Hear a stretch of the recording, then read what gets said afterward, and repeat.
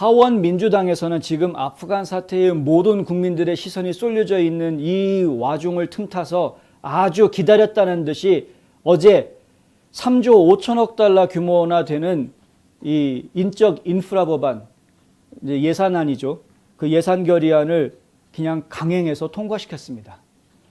지금 뭐 화면에 잘 보이시는지 모르겠습니다만은 민주당 의원들이 220명 전원 찬성, 공화당 의원들이 212명 전원 반대, 결과는 220대 212로 통과가 됐습니다. 어제 이런 일이 있었고요. 어제 한 가지 법안을 더 통과시켰습니다. HR4 선거법이죠. 존 루이스 선거권 법이라고 알려져 있는, 이게 말은 이제 존 루이스 선거권 법이라고 이게 생소하게 그 내용이 뭔지 좀 헷갈리게 그렇게 이름이 붙여져 있는데, 이것이 바로 처음에 S1하고 HR1, 그러니까 국민을 위한 법이라는 이름으로 나왔던 선거법 개정법입니다.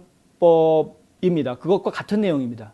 그러니까 저희가 여러 차례 이것이 악법이라는 이야기를 해드렸었죠. 모든 유권자 등록이 되어 있는 사람한테는 무조건 전부 다 우편 투표용지를 보내주도록 하고, 드랍박스 같은 것들을 다 설치하게 하고, 그리고 드라이브 스루뿐만이 아니라 그냥 어떻게 해서든 모든 유권자들이 유권자든 유권자가 아니든 다 나와가지고 투표할 수 있도록 투표의 편의성을 높여주는 쪽으로 지금 초점이 맞춰져 있는 내용인데, 뭐 심각한 내용들도 좀 있습니다. 그 안에 보면은 뭐 유권자 아이디가 없어도 신분증 확인하지 않아도 투표할 수 있게 해준다거나, 선거구가 다른데 옆 동네에서 투표를 해야 되는데 잘못 와가지고 엉뚱한 동네 와도 일단 투표를 할 수 있도록 해주는 이런 내용들도 들어가 있기 때문에 상당히 좀 심각할 수 있다. 그리고 유권자 명단에 등록이 돼 있다고 하더라도 이사를 갔는지 혹은 사망했는지 등이 확인이 되지 않아서 유권자 명부에 없어야 될 사람이 남아있는 경우가 상당히 많습니다. 그거는 늘 있는 겁니다.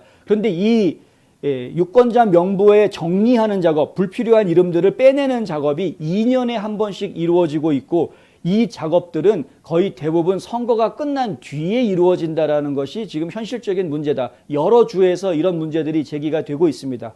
실제로 그래서 유권자 명단에 있는 이름만 가지고 보내가지고서는 제대로 이거 확인할 수가 없다라는 것이죠. 이 사람이 죽은 사람인지 한 사람인지 모르고 보내는 것이고, 타주로 이사 갔는지 안 갔는지 모르고 보내는 것입니다. 그러니까 일단 투표 용지가 만들어져서 보내지고, 그것이 거주자가 본인에게 전달이 되면, 유권자 본인에게 전달이 되면은 다행히 투표권 행사를 할 수 있겠지만, 전달이 되지 않았을 경우 반송되는 것들이 있을 수가 있겠죠. 그리고 누군가가 악한 의도를 가지고 그것들을 수거하는 사람들도 있을 수 있다. 앞서서 보도해드렸지만 지금 캘리포니아에서 현재 그런 일들이 벌어지고 있습니다.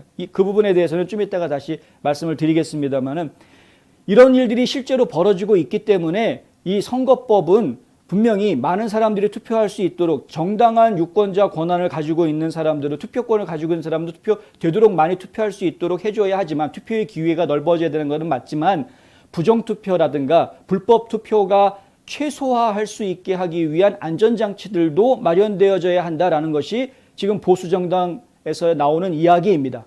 그런데 이러한 주장들에 대해서 일체 다 묵살시켜버리고, 무조건 민주당, 그것도 급진좌파의 민주당원들이 자기네들이 원하는 방향으로 지금 선거법을 몰아가려고 하고 있는 상황이다. 어젯밤에 그냥 역시 강행해서 통과시켰습니다. 그렇게 반대했음에도 불구하고 이 저희가 이해할 수가 없는 것이죠. 케빈 맥카티 하원 원내대표가 어제 이 3조 5천억 달러짜리의 예산안에 대해서, 이 지출 결의안에 대해서 통과시키기 전에 낸시 펠로시 하원 의장한테 요구를 했습니다.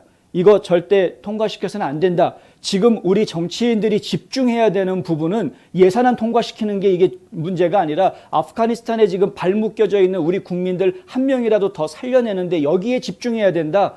그렇게 하면서 절대 지금 이런 시국에 이런 예산 법안 같은 거 통과시키지 말자라고 강력하게 요구를 했습니다. 그럼에도 불구하고 낸시 펠로시 그냥 강행을 시켜서 투표를 한 것이죠.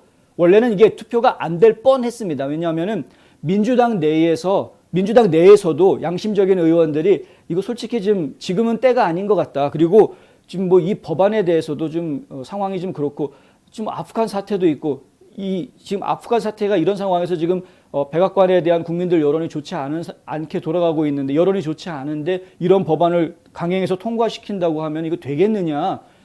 그런 중도파 의원들이 이제 온건파라고 이야기하죠. 온건파 의원들이 여러 나왔던 겁니다. 저희가 얘기 듣기로는 최소 10명 이상 나왔던 것으로 듣고 있습니다. 그 사람들이 찬성해 주지 않으면은 민주당에서도 지금 이거를 강행할 수가 없는 상황이었던 거죠. 그런데 어떻게 설득시켰는지 모르겠지만 낸시 펠로시가 그 온건파 민주당 의원들을 전부 다 설득시켰다는 겁니다. 다 설득시켜서 결국에는 어제 강행했는데 결과가 민주당 무조건 다 찬성, 공화당은 무조건 다 반대 이렇게 된 상황이었다. 그래도 다행히 공화당 의원들이 정신 바짝 차리고 다 반대표를 던져준 것은 제가 감사하고 잘했다라고 응원해주고 싶습니다. 그런데 지금 민주당이 이렇게 극악한 모습을 보이고 있는 것은 상당히 유감스럽다. 미국만 이런 게 아니죠, 지금. 미국만 이런 게 아닙니다. 어쩜 그렇게 똑같습니까? 한국도 마찬가지 아닙니까, 지금? 한국도 꼭두 새벽에 지금 날치기 다 통과시켜버리지 않았습니까? 언론중재법.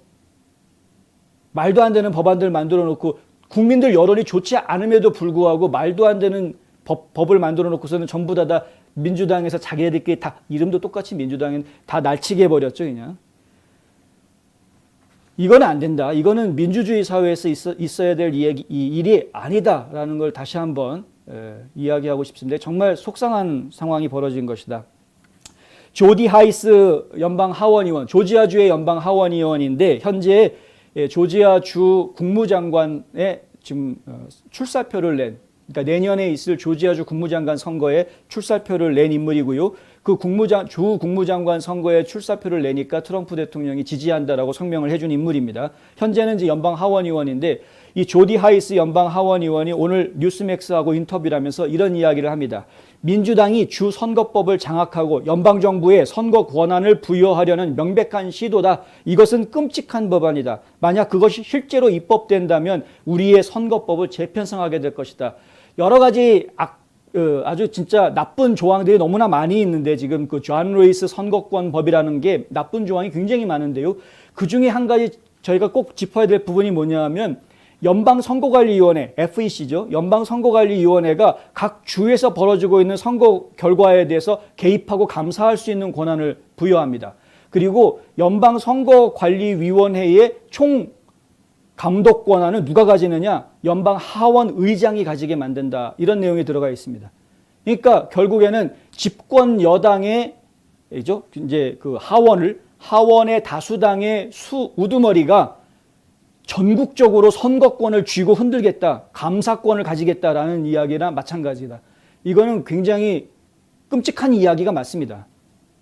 이건 뭐 법안이 이제 상원을 통과하지는 못할 것 같습니다. 하원을 통과했다고는 하지만 뭐 상원으로 올라가면은 지금 공화당원들이 이걸 반드시 막을 것으로 예상이 됩니다. 이런 상황에서도 리사 머코스키 같은 알래스카에 있는 라이노는 이 법안에 찬성하겠다라고 미친 얘기를 하긴 했습니다만은 하지만 어쨌든 통과가 되려면 60표를 얻어야 되기 때문에 공화당 상원의원이 10명이 해줘야 되는데 10명까지 공화당 상원의원들을 포섭하지는 못할 것 같습니다. 그래서 통과가 안 될 거라고 생각은 하고 있습니다만은 어찌됐든 간에 이런 법을 갖다 이렇게 강행해서 통과시키는 모습을 보여준 것만으로도 그들이 가지고 있는 꿍꿍이가 뭔지 만천하에 다 드러나고 있는 것이다.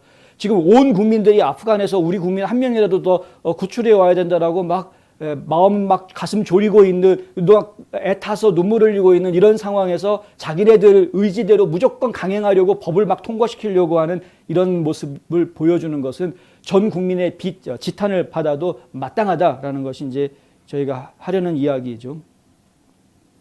이 조디 하이스 하원의원은 이런 이야기를 합니다. 낸시 펠로시 하원의장과 민주당 의원들을 향해서 이렇게 이야기합니다.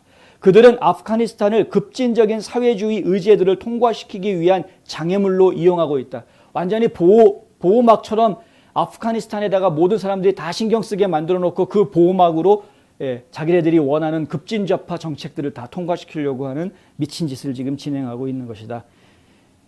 지금 모든 의원들이 앞서서 보도해드린 대로 지금 아프가니스탄에서 지금 발목이 잡혀 있는 고립되어져 있는 국민들의 연락을 다 받고 있습니다. 예. 톰 커튼 의원 같은 경우에는 수백 통의 전화를 받았다라고 이야기합니다. 연방 하원 의원이나 연방 상원 의원들이 직원들이 뭐 몇백 명씩 있는 게 아닙니다. 열 손가락도 안 되는 직원들을 거느리고 있습니다. 근데 그 직원들이 그 수백 통의 전화를 받으면 업무가 다 마비가 될 지경이겠죠.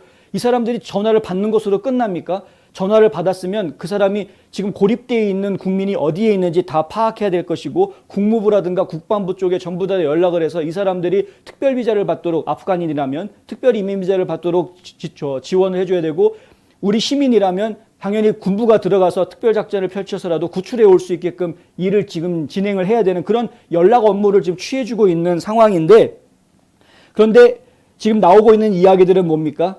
국방부라든가 국무부에서 제대로 협조를 안 해주고 있다.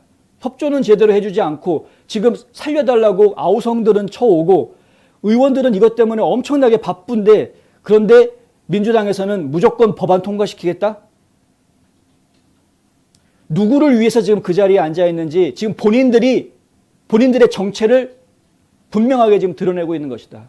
그 자리는 우리 국민들이 우리를 위해서 일하라고 뽑아줘서 보내준 자리입니다. 그 자리에 앉아서 누리는 부귀 영화는 국민들이 무엇인가 그 사람들이 제대로 된 일을 해줄 것이라는 믿음을 가지고 기대하는 것이 있어서 그 사람들을 워싱턴 DC로 보내주었던 것입니다. 이런 식으로 행동하는 것은 결국 그들을 믿었던 우리 국민들에 대한 배신 행위밖에는 되지 않는다. 국민을 배신하는 정치인들이 어떻게 살아남을 수 있는지 똑똑히 보여줘야겠습니다. 절대 살아남을 수 없죠, 그런 사람들.